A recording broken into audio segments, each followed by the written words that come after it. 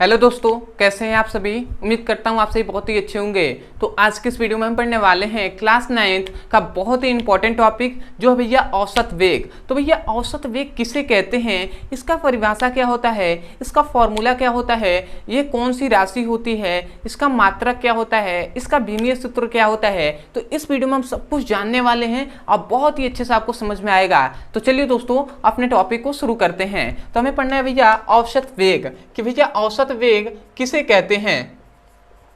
तो यदि हम औसत वेग के बारे में जाने तो सबसे पहला इसमें यही पॉइंट्स आता है भैया कि औसत वेग का परिभाषा क्या होता है। तो इसका परिभाषा हम इसके फॉर्मूले से करेंगे, जो कि इसका फॉर्मूला होता है औसत वेग बराबर होता है औसत वेग इक्वल टू होता है चली गई कुल दूरी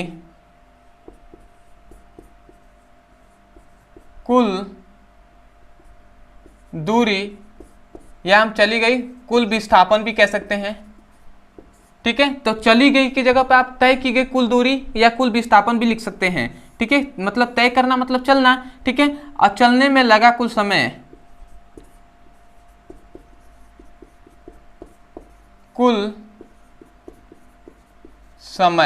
ठीक है। तो यहाँ पे हमने इसका क्या होता है, जो क्या होता है सूत्र होता है वो हमने लिख दिया है। औसत वेग बराबर होता है चली गई कुल दूरी या चली गई कुल विस्थापन बटे चलने में लगा कुल समय।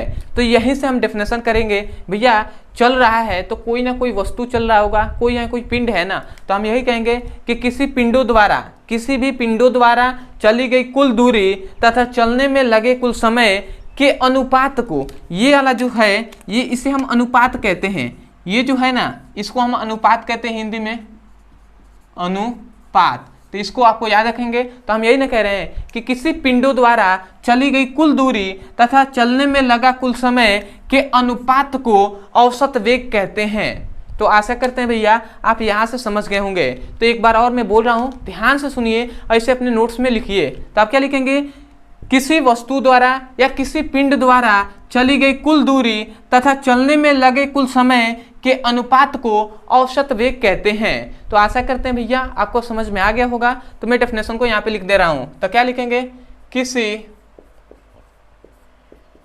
पिंड द्वारा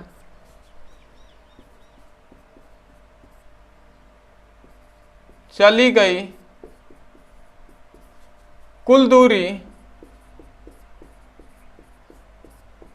तथा चलने में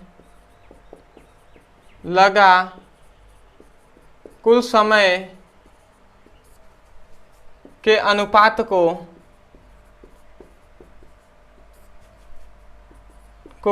क्या कहते हैं भैया, औसत वेग कहते हैं। ठीक है, तो यहाँ पे हमने सबसे पहले इसका क्या लिख दिया है, इसका परिभाषा लिख दिया है, यहाँ पे इसका फॉर्मूला लिख दिया है। अब आते हैं इसमें तीन टॉपिक, जो पॉइंट्स है वो बहुत ही इंपॉर्टेंट होते हैं। तो सबसे पहला इसमें पॉइंट्स आता है कि भैया इसका मात्रक क्या होता है। ठीक है, तो यदि हम इसके मात्रक पे बात करें ना तो भैया इसका मात्रक होता है, भैया दूरी का मात्रक होता है मीटर और समय का मात्रक होता है सेकेंड। तो इसका मात्रक हो जाएगा मीटर प्रति सेकेंड। ठीक है, यदि हम सीजीएस पद्धति में देखें तो इसका मात्रक हो जाएगा सेंटीमीटर प्रति सेकेंड। ठीक है, तो ये एसआई मात्रक या एमकेएस मात्रक है और ये सीजीएस मात्रक है। अब आता है इसमें दूसरा पॉइंट जो है भैया, ये जो औसत वेग होता है वो कौन सी राशि होती है। ठीक है, ये कौन सी राशि होती है, तो इसको याद रखेंगे, ये भैया सदिश राशि होती है, सदिश राशि होती है। अब भैया क्यों सदिश राशि होती है, क्योंकि इसमें दिशा भी पाया जाता है और परिमाण भी पाया जाता है। अब अंतिम अपना पॉइंट्स आता है जो कि क्लास 11th के लिए इंपॉर्टेंट है। जाएंगे जब क्लास 11th में तो एक आ जाता है बीमीय सूत्र कि भैया इसका बीमीय सूत्र क्या होता है, और कॉम्पिटेटिव एग्जाम के लिए भी बहुत इंपॉर्टेंट है।